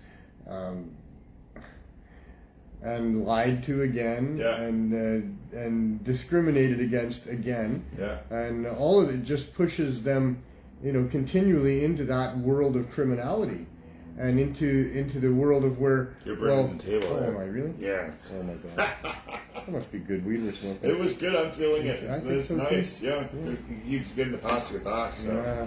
I'm gonna finish that thing. Iron Yeah, lungs you here. finish. Don't give yeah. it- don't give it give back to me. you. All right, I'll finish I don't know what to do with it. You're supposed to smoke it. See, he actually does smoke on his show. It was always past the joint. It was always past the joint. I learned always to pass the joint, to the point of being insulting to people who have now told me 4 or 5 times, "I'm sorry, I don't want any." Yeah. But I take it tough, and there you go. Yeah. Oh yeah, right. Yeah, all right. But you Yeah, got to yeah. put it all in. You got to ask them to please step out of the So circle. then it all changed. Yeah. Then it all changed because, I did that renovation a block away to make that place into the herb school. Yeah. And I started hanging around there, and I started hanging around cannabis culture, but mostly it was at cannabis culture. Cannabis culture ruined my, share first attitude. Because you have a joint, it's the polite thing to do. You show up at a place like cannabis culture, you have a joint, you pull out your little thing, you have a joint, you light your joint. And then you go to give it to Greg Williams over there. Oh, he's already got a big fat joint going on. And there's Mark. You try to give a joint to him. No, he's already got his joint going on. And then there's Kirk over there. No, he's got it. And Chris Bennett, well, he's sucking on his vaporizer. And everybody there had their own thing going on all the time. So you just learn to smoke your joint. Yeah. Nobody needs your joint, right? No. Yeah. And then there was Roxanne. Stuff, right? So then there was my private life, which was pretty much me and Roxanne. Bless her heart, and I miss her, but we've been apart now for well over 2 years.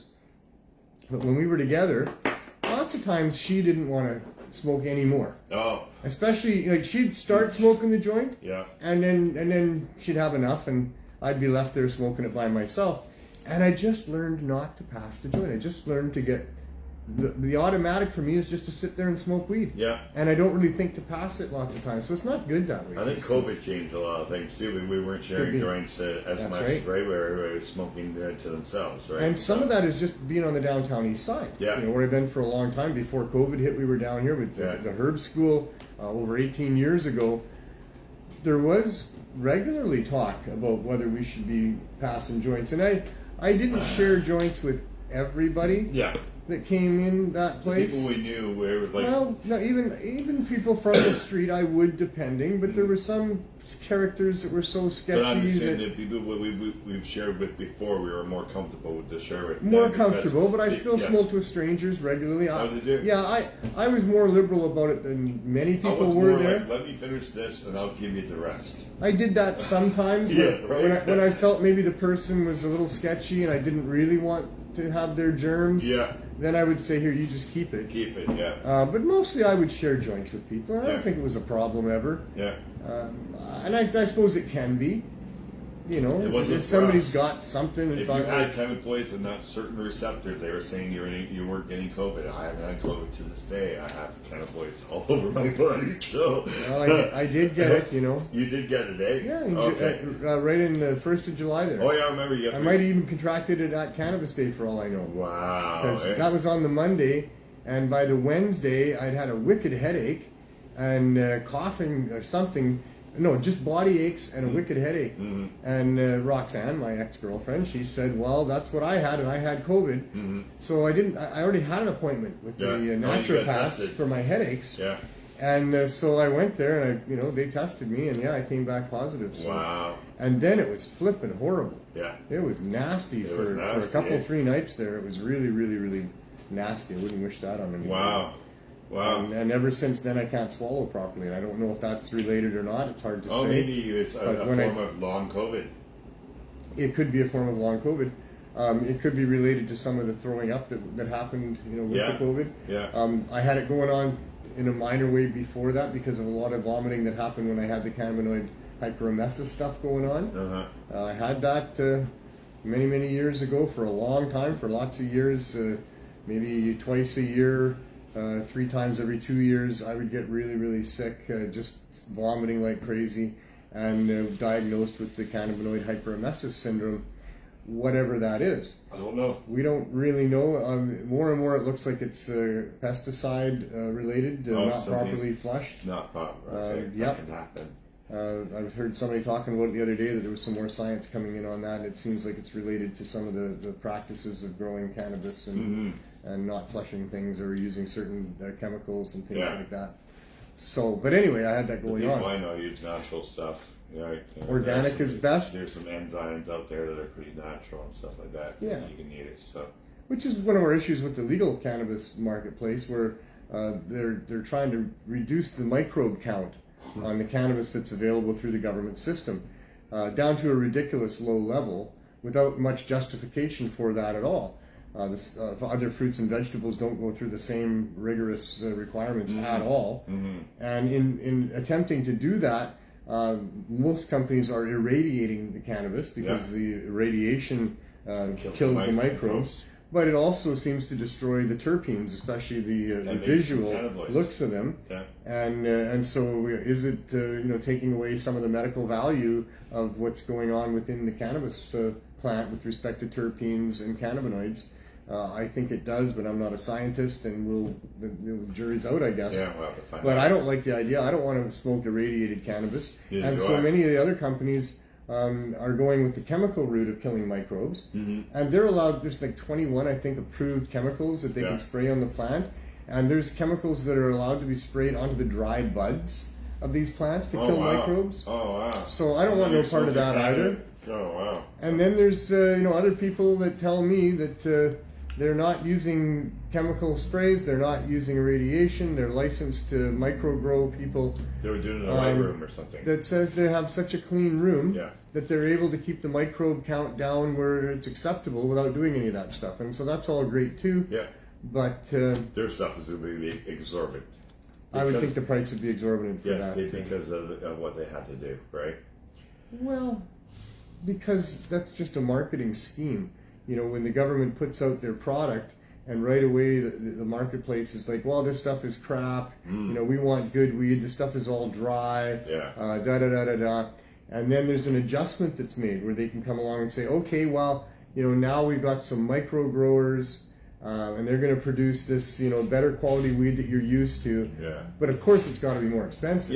Yeah. Wow. So that's just you part got of to buy marketing. better filters and other equipment, and everybody's got to be in white suits and booties and a mask and the whole thing, gloves, right? I know they're doing that at these farms I'm talking about. Yeah. So, that's why it costs more, they're going to say, right? I guess that's why it costs Instead more. of having it just in your basement on some wooden tables and some lights and so, in his jeans.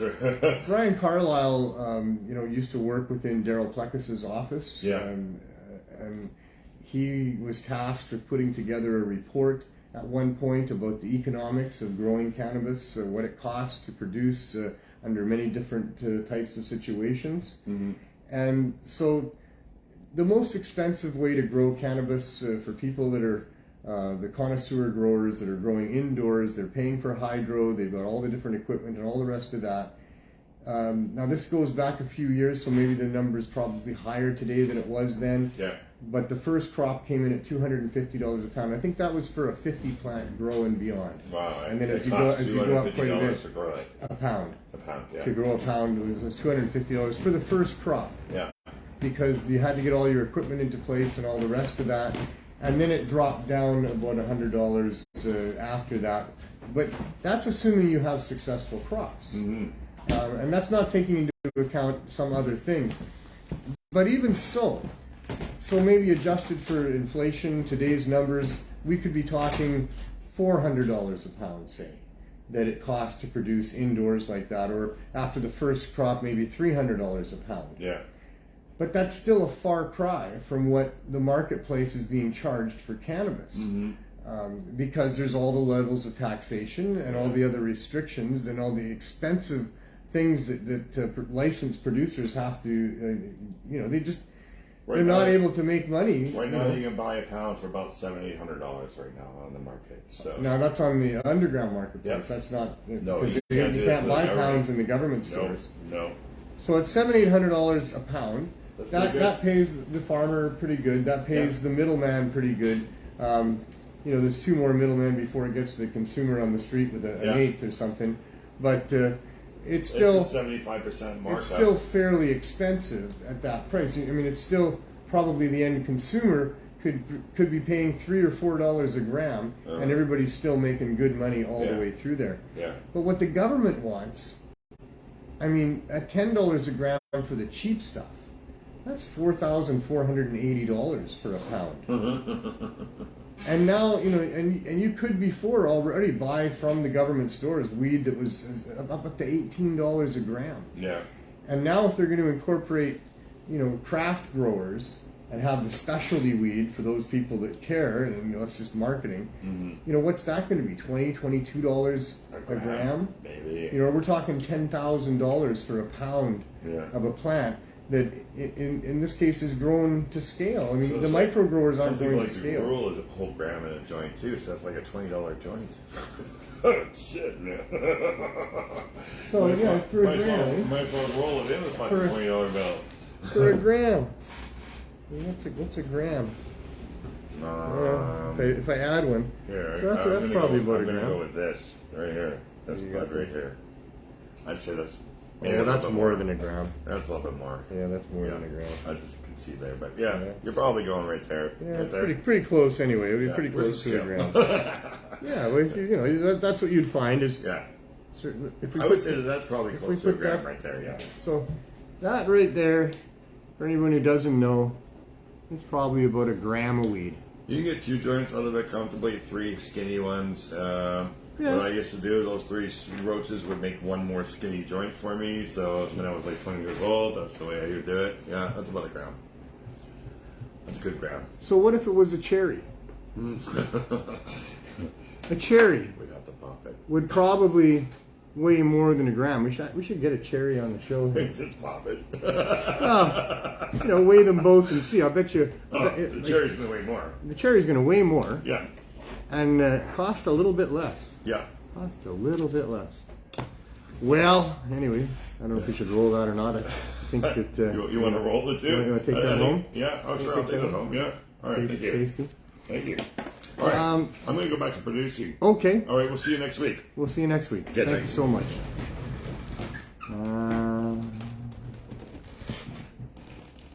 I think we covered all of that. I look forward to seeing everybody at 420. That ought to be awesome coming up here. Booths are available and for sale, and the vast majority are only $300. Some really great spots to be had. It should be an epic day. I would love to see all of you come and support this amazing event that had its birth basically in Vancouver, and we have led the way in showing what a real farmer's market of cannabis and a real legalization environment should be all about. And we continue to do that. And in the way that things are legalized here in Canada, where it's for the rich people and the poor people and the sick people and the kids and the people trying to get off of hard drugs are all pretty much excluded from this type of legalization.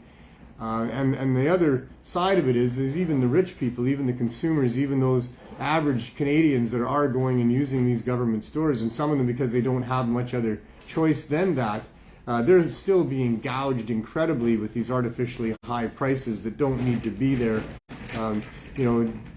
We've talked about that on many shows. But the need to protest is still great. And the need to use what we've accomplished in putting together a world-class event, a farmers market, and having it supported by not just tens of thousands of people, but the 2019, before the pandemic, we had well over 100,000 people that were there at its peak to help protest what's not right about legalization, and to help celebrate exactly what legalization should look like and support these types of marketplaces. So I hope that we can come together as a community on this. There's been a little bit of chaos behind the scenes here in Vancouver. In fact, I guess I wouldn't even have to say it's behind the scenes. There's been some obvious chaos as different groups are trying to come together and do things, and in our case, we're just trying to make it work so that we have as best an opportunity as we can to get the message out and to protest what's not right about legalization. And protest or 420 protest 420 at gmail.com is where you can get information on booths and which ones are still available and all that kind of stuff. So please do that. We will be there as always at these events. The Cannabis Substitution Program has been included in the in what we talk about at these events for 6 years now. We've been trying hard to get the government to recognize the inequality of their legalization, the gaps that have been created, and that it's the most vulnerable amongst us that are being affected by the gaps. That the people that really need to have access to cannabis the most, especially during the case of a healthcare emergency, a public health emergency, where people are dying of overdose. And one of the best ways out of that is to make it easily available to get high-dose edibles. That is our journey, and that is our fight, and that's what we're trying to accomplish here. And in doing so, the journey has led us to be from Vandu, an advocacy group that allowed us to use their space and have people line up on the sidewalk for hours at a time to get a simple care pack, first once a week, then twice a week, to meeting with City Council and believing that we had support, and getting a storefront and having a storefront for people to come into, to getting kicked out of that because the city in the end would not support us until the federal government did, and the federal government just continues to delay and make excuses and not give us what it would take to have a proper store with dignity and a safe place for people to come, which is what we're asking for. And so we continue to try to fight for all of that. And that led us to being evicted from the store for the purpose of selling the cannabis, which is what we needed to do to pay the rent. And upon doing so, realized that there's a whole group of people that won't come and get it if it's free, don't want to identify themselves as drug users, but need to have discreet dispensing. And so over the 5 months that we had the store, we learned about this group of people, and it's very large, and these people need that, and so we've never let that go. And in fact, we're still paying rent on the store as it's part of our application, and so we still need to continue to generate funds to be able to do that. So the Healing Wave is an independent group from the Cannabis Substitution Program, and the Healing Wave is what looks after the selling of cannabis, the discreet dispensing of cannabis, to those people that otherwise can't get access, to help them with what they need to be helped with. So that all led us to being in an RV. That's 2 years and 4 months and a bit ago that we moved our store, our business, to the curbside in an RV. The ganja mobile, the hippie mobile, the weed wagon, the CSP machine. I mean, so many different names for it, and it has become iconic in the neighborhood and our home in how we do our thing here. We're not happy about it at all.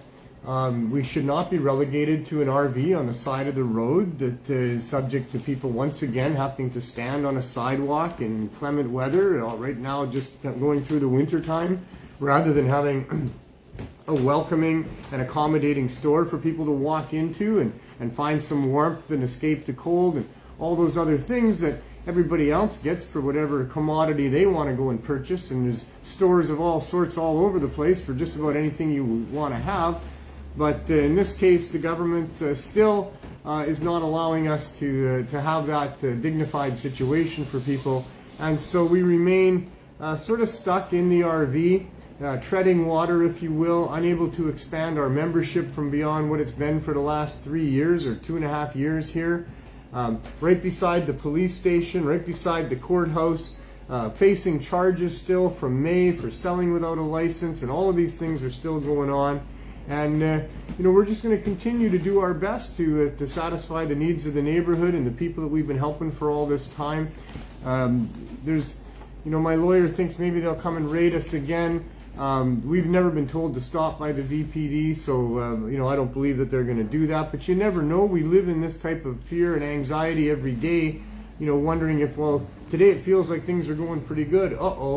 That could mean that we're going to be surrounded later this afternoon, and they're going to do some more to us or something like that. So it's terrible that they're forcing us to go through all of this, and we're hoping that we get a resolution at some point down the road before too long.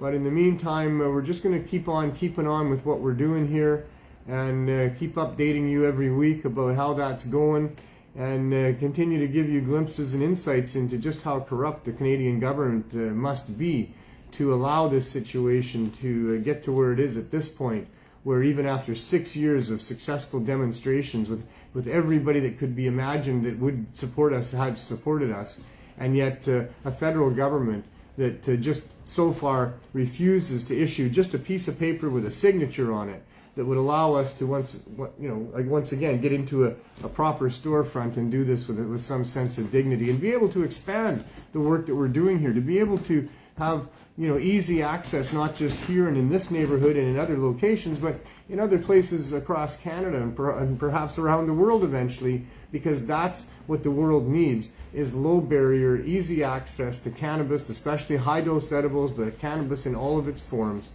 without the high prices, without all the restrictions, without all the fear, and that's what we need to have. It'll make the world a much better place to have it, and until we get it, there's just no hope for us as human beings to have any type of a reasonable society, because as long as it seems reasonable to prohibit a free human being from having a plant, some dried flowers off a plant in their pocket that they thought would help them feel better, as long as that's the case, this is a crazy upside down mixed up world.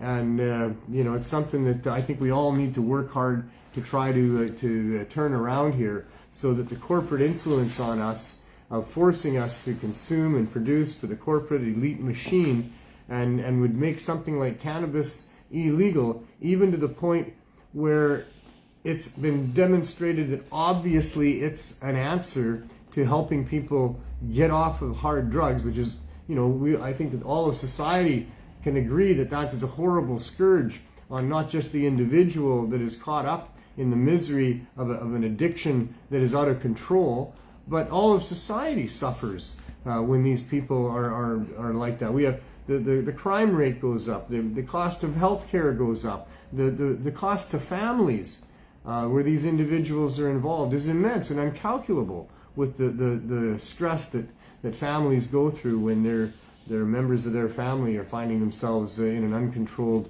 drug addicted state. We all know that this is a bad scourge on our society, and now worse than ever, both because the economy is on the downturn. The pandemic certainly didn't help that. There's so many more people been forced into homelessness. There's so many more people that are suffering trauma, that are coming face to face with their traumas. The sale of alcohol has increased dramatically.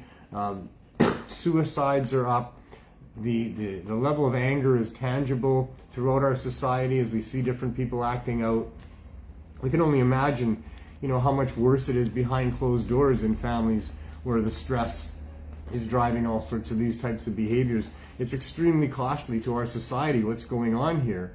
And we have a simple, easy, wonderful answer to much of that, which is to just get government the hell out of the cannabis business, let the marketplace decide on pricing and what it costs for farmers to bring things to market, and what fashion they want to do that, and what's available to consumers, and then let the chips fall as they may.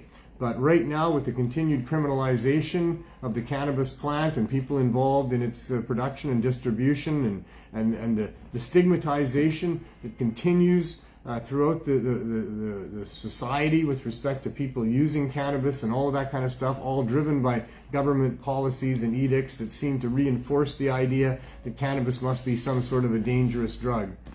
And we need to stop that. So I guess it's time to go outside and see what's going on out there. I think I've talked as much or more than I need to at this point. As always, we have the weather report from Vancouver. It's not dark anymore. That's your next job, right? That's the first thing, is that the days are getting longer, and it's nice out here. It's been a beautiful day today. It warmed right up. It hasn't rained. No complaints. This is the place to be. If this is winter in Vancouver, then I'll take it, and that's what I know. I don't think there's any other show that does a cannabis and weather report, so. I don't know. We try to touch base on everything here. We got the sports going on. We got lots of different things going on here. Here's our RV, of course, as always.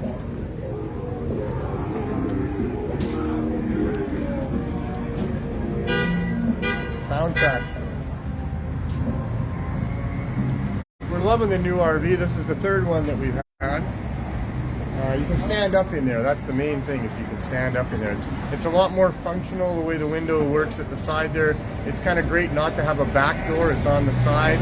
So, really enjoying, at least where we are in the RV. If we have to be in an RV, this is the RV to be in. We need to get a good paint job going on. We'll think about that as we move forward. I mean, even if we got our license, we would certainly keep the RV. If we were able to have a storefront, this could be our outreach vehicle. We could bring this to other places where there's lots of profit.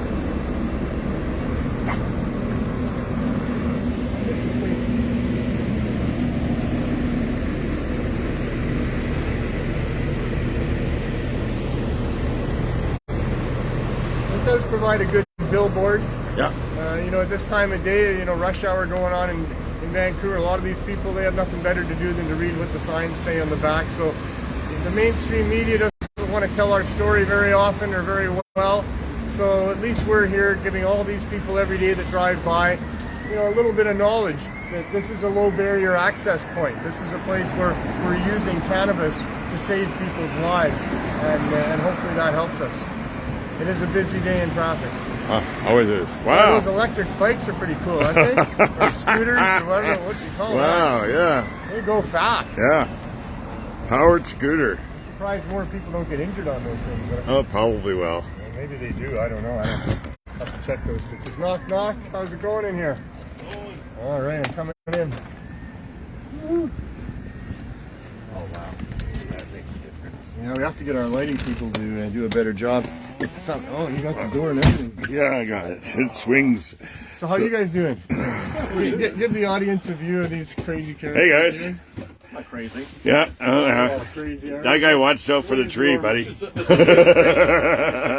not crazy. The one who tells you they're not crazy is probably the one to keep your eye on. Yeah.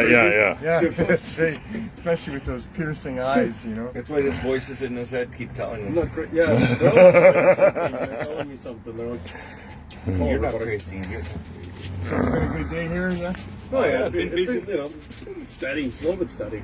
It's a rewarding job. Yeah, it is, absolutely. Especially with Kevin back here. Yeah, good to have Kevin back. Haven't seen you in a while on the show. So Yeah. good to have you. He just wanted me to make sure Good to be he here. volunteered to take the brunt of it today, and he just wanted me to keep an eye on him, make sure I he see. was still fit. Yeah, Wow. so it's been a Right back into the fabulous. frying pan. Yeah, he's doing great, man. Yeah. What are you doing back there, George? You rolling still? No, I was doing other things today. Other things today? He's watching out for trees. George of the Jungle. Because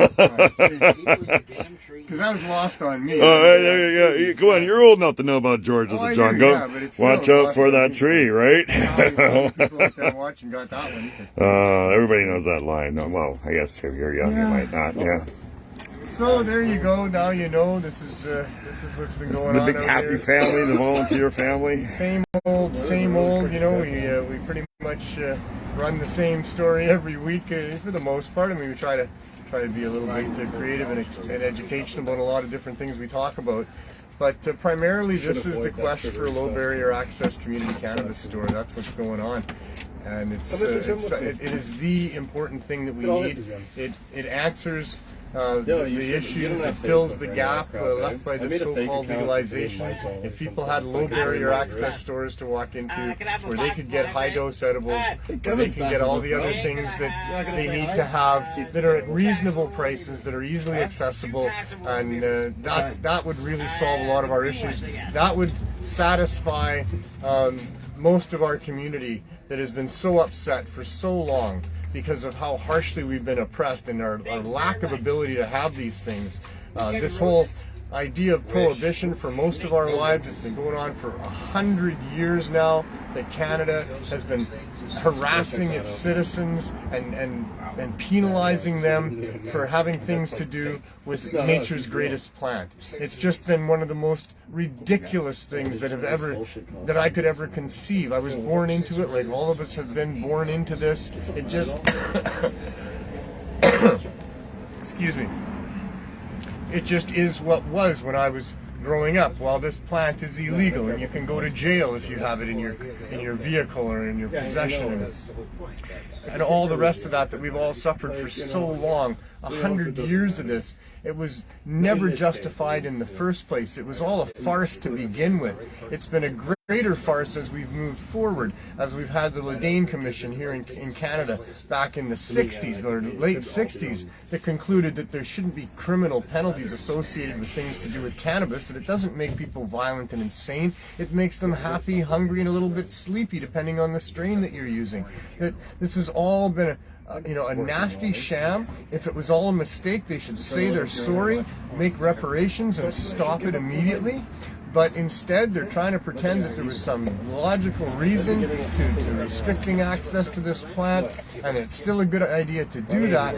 And the worst of it is that in doing that, they are cashing in. They are continuing to prey on Canadian citizens' wallets, to take away money from families that need that money to survive these days, and all of it is corrupt, and it needs to stop. So, as I always do, I implore you again, do what you can. Be part of the team that makes a difference here. Live your life trying to solve these issues for the young ones and the new generations to come along after us, because it's damned important, at least for the lives of the people involved. In the grand scheme of things, maybe nothing matters, who knows, but for all the individuals who are living their lives right now, for all of the families, these people are living lives that matter to them. There's feelings involved, there's futures involved, there's families, and it's important. So one of the things about life on this planet is that you didn't ask to come here. We don't know what it's all about. But one of the best ways to live this life here is to have some sort of a purpose. To feel like there's a reason for you being here. And that the fact that you were born here and now you're going to live here, that the world in some way was made to be a better place having you here. And in fact, I'm here to tell you that it's not insignificant at all. That we all have a role to play. We all need to do whatever it is that we can do if we're going to make this a better place for the world to come. And it has to happen, or it's going to be a terrible place for people to live. We've come a long way in moving the issue forward, but we still have a long way to go.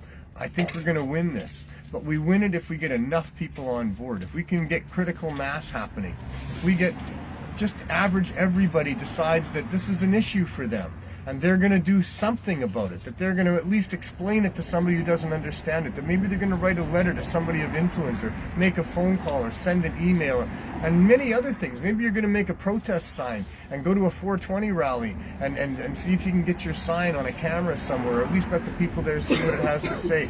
Whatever it is about all these things that you're concerned about, figure out what that is. Are you concerned about the fact that you can't have access to a plant when you're going to really need it one day?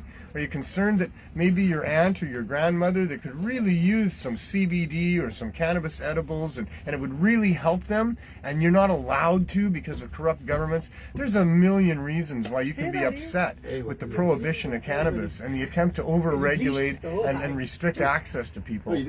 I encourage you to find the reasons that make you the maddest. You were taking a break? To find a way that allows you to express that the best in whatever way you think is a creative way to get her done. And if enough people do that, then we're going to reach what we call critical mass. We live in a sea of energy. The world is all about energy. We are energy beings, and it's all about energy. And if enough of us energy beings put our energy into trying to force the movement of energy into a particular direction, and that's how it gets done. It's about how it's always gotten done. It takes a lot of us to get shit done when it's really important and when the odds are against us. So there you go. Join the team. Go to 420. Have your own 420. Spread the news. Continue to protest. And, be kind to each other while you're doing that. Look after each other. Find the balance that you need. You can't look after other people until you can look after yourself. You can't love other people till you love yourself. So do your best. You're already probably doing that anyway. We all are. Forgive yourself for whatever it wasn't right or isn't right. Just live a good life from this moment on, being the good person that you can be, being the big flower, amazing creature that we are when we're allowed to be what we can be. And ultimately, freedom is at the core of whether or not we do blossom into these amazing creatures that we can be. And so, do all of those things. And most important, as always, as you know, have as much fun as you can. See you next week.